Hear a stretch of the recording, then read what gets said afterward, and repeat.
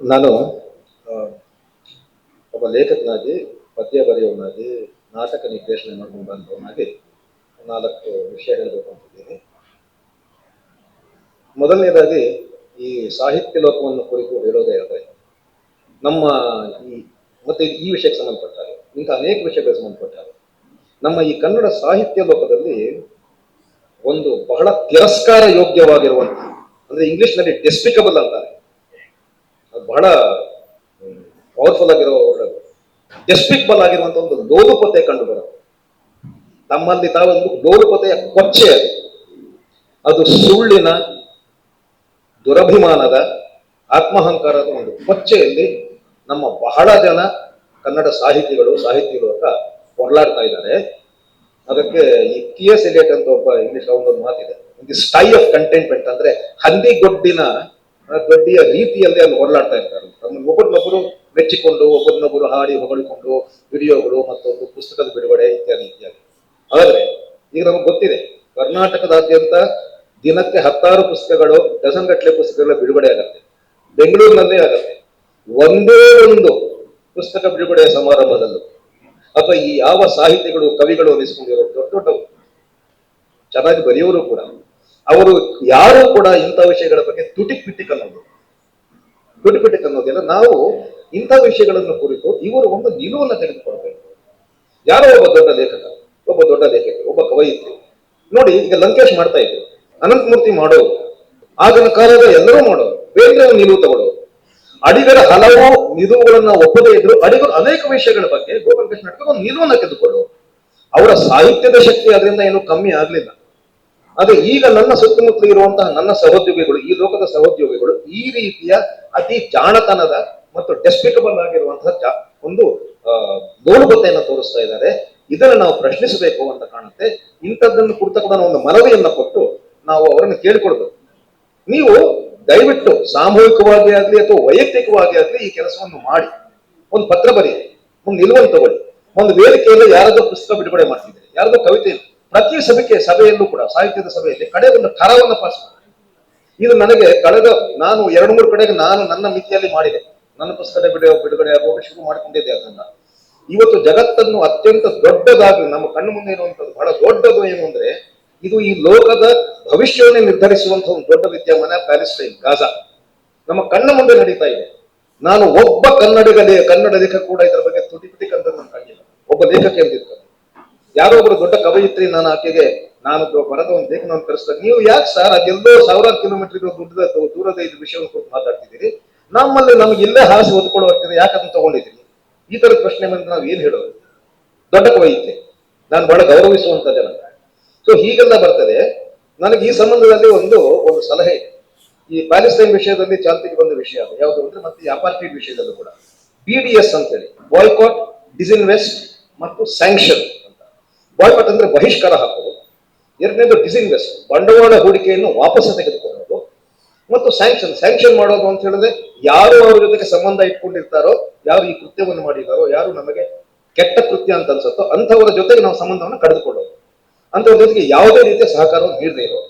ಈಗ ನಾವು ಆ 3ನೇದನ್ನು ಮಾಡ್ಲಿಕ್ಕೆ ಶಕ್ತರು ಹೌದು ಅಲ್ವೋ ಅಂದ್ರೆ, ನಾವು ವ್ಯಕ್ತಿಗಳಲ್ಲಿ ಯಾರು ಲೇಖಕರು, ಕವಿಗಳು, ಕವಯಿತ್ರಿಯರು, ಕಲಾವಿದರು, ಆದ್ರೆ ಕನಿಷ್ಠ ಪಕ್ಷ ನಾವು ಯಾವ ಸ್ಥಳವನ್ನು ಕುರಿತು ಮಾತನಾಡ್ತಾ ಇದ್ದೇವೆ, ಎಲ್ಲಿ ದುಷ್ಕೃತ್ಯ ನಡೆದಿದೆ, ಇಂಥ 100 ದುಷ್ಕೃತ್ಯಗಳು ನಡೆದಿದ್ದಾವೋ, ಮತ್ತು ಅಂಥದೇ ಮತ್ತೊಂದು ಸಂಸ್ಥೆ, ದೊಡ್ಡ ಶಿಕ್ಷಣ ಸಂಸ್ಥೆ ಒಂದಿದೆ, ಅಲ್ಲೂ ಕೂಡ ಅವರು ಪದೇ ದೊಡ್ಡ ದೇಶದಾದ್ಯಂತ, ರಾಜ್ಯದಾದ್ಯಂತ ಸುದ್ದಿ ಮಾಡುವಂತ ದೊಡ್ಡ ಉತ್ಸವಗಳು ನಡೆಸ್ತಾ ಇರ್ತಾರೆ, ಸಾಹಿತ್ಯದ ಉತ್ಸವ, ಸಂಸ್ಕೃತಿ ಉತ್ಸವ.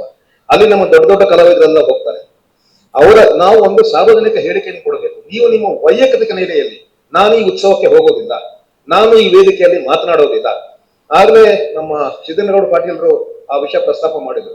ಅಲ್ಲಿ ನಡೆದ ಒಂದು ಸಾಹಿತ್ಯ ಪರಿಷತ್ತಿನ ಸಮ್ಮೇಳನಕ್ಕೆ ವಿರುದ್ಧವಾಗಿ ಅದಕ್ಕೆ ಪ್ರತಿಯಾಗಿ ಒಂದು ಬಂಡಾಯ ಸಾಹಿತ್ಯ ಸಮ್ಮೇಳನ ಇಟ್ಕೊಳ್ಳೋದು. ಸೊ ಆ ರೀತಿಯಲ್ಲಿ ನಾವು ಈ ಬಗೆಯ ಒಂದು ಸಂಚಲನವನ್ನು ಉಂಟು ಮಾಡಬೇಕು, ಇವರಲ್ಲಿ ಕೇಳಿಕೊಳ್ಬೇಕು. ಇದು ಸಾಮೂಹಿಕವಾಗಿ ಇರೋಲ್ಲ. ಉದಾಹರಣೆಗೆ ಇನ್ನೊಂದು ನೋಡಿ, ಲೇಖಕಿಯರ ಒಂದು ಕೂಟ ಇದೆ.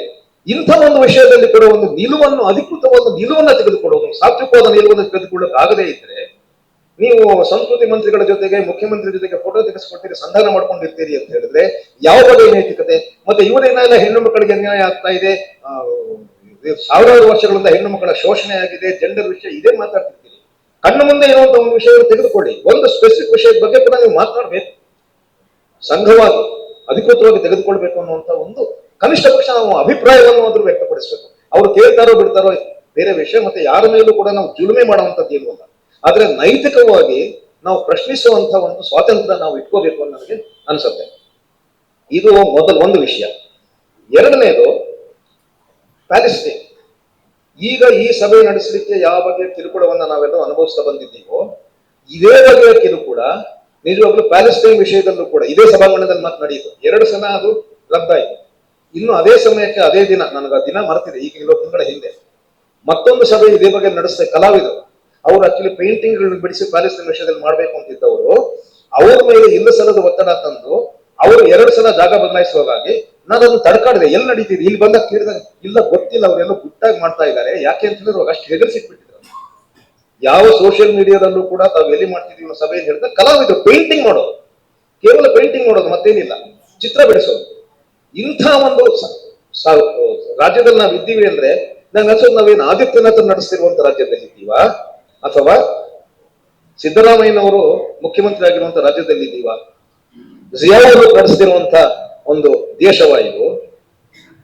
ಇದು ನಿಜವಾಗ್ಲೂ ಬಹಳ ಬಹಳ ನಮ್ಮನ್ನ ನೋಯಿಸಬೇಕಾದ ವಿಷಯ. ನಾವು ನಮ್ಮಲ್ಲಿ ಸಿಟ್ಟು ತರಿಸಬೇಕಾದ ವಿಷಯ. ಇಂಥದ್ದನ್ನು ಕೂಡ ನಾವು ಹೇಳಿಕೊಡಬೇಕು ಅಂತ ನನ್ಗೆ ಅನ್ಸುತ್ತೆ.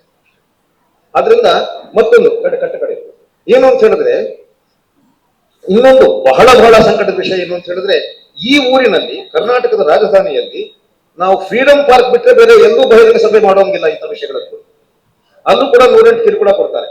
ಮತ್ತೆ ಅದು ಎಂಥ ಒಂದು ಮೂಲೆಯಲ್ಲಿ ಇದೆ, ಯಾವ ಜಾಗದಲ್ಲಿ ಇದೆ ಅಂತಂದ್ರೆ ನೀವು ಸಭೆ ನಡೆಸ್ತಿರೋದು ಯಾರಿಗೂ ಗೊತ್ತಾಗುದಿಲ್ಲ. ನನಗೆ ಚೆನ್ನಾಗಿ ನೆನಪಿದೆ, ಕಾಮ್ರೇಡ್ ಅನಂತ ಸುಬ್ರಾಯ್ ಅವ್ರ ನಾವೆಲ್ಲ ಸ್ಟೂಡೆಂಟ್ಸ್ ಆಗಿದ್ದಾಗ ಸಿಲ್ವರ್ ಜುಬ್ಲಿ ಪಾರ್ಕ್ ರೋಡ್ ಅಲ್ಲಿ ಸಭೆ ನಡೆಸ್ತಾ ಇದ್ರು, ರಾಜಾರೋಷ ಮಾಡ್ತಾ ಇದ್ರು. ಇಲ್ಲಿ ಸಿಟಿ ಮಾರ್ಕೆಟ್ ಹತ್ರ ಇರುತ್ತಾನೆ ಅದು ಪಾರ್ಕ್ ಇದೆಯಾ ಇನ್ನೂ ಈಗ, ಅಲ್ಲಿ ಮಾಡ್ತಿದ್ವಿ. ಇಲ್ಲೇ ಒಂದು ಪಾರ್ಕ್ ಇದೆ ಶೇಷಾದ್ರಿಪುರಂ ಕಾಲೇಜ್, ಅಲ್ಲಿ ಮೇಡೆ ಸಭೆಗಳು ಮಾಡ್ತಾ ಇದ್ವು, ಕೊಲ್ಲ ಮಾಡ್ತಾ ಇದ್ವಿ. ಬಹಳ ನಾವೆಲ್ಲ ಕಲ್ತಿದ್ದು ಆ ಮೂಲಕ.